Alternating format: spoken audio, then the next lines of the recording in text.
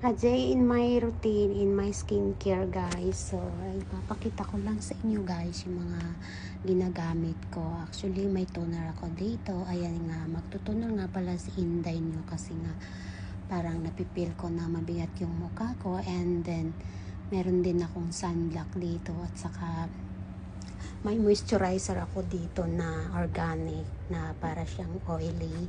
And then, ayan nga, natutunan na nga ang Inday nyo kasi parang napipil ko ang bigat ng mukha ko and medyo makate.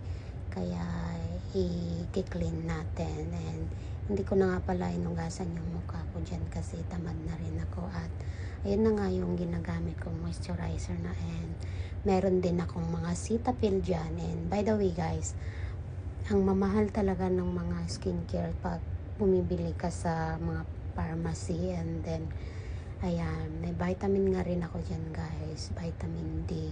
And kapag bumili ka ng mga skincare sa pharmacy ay sobrang mahal. So ang ginagawa ko na lang bumibili ako pag may offer sila or may sale kasi ay nako, hindi natin afford yung ganung kamahal na mga skincare. And by the way guys, meron din ako mga facial wash dun, yun binibili ko nga din sa simula nung nagka-allergic yung face ko dahil nga nabanggit ko dun sa una kong video na meron tinurok yung doktor ko na naging sensitive yung mukha ko. And ang dami kong ginamit na skincare para lang magamot kasi para siyang hindi ko siya maiwan pag may nakain ako or may food allergic ba ang tawag doon, pero hindi naman siguro. So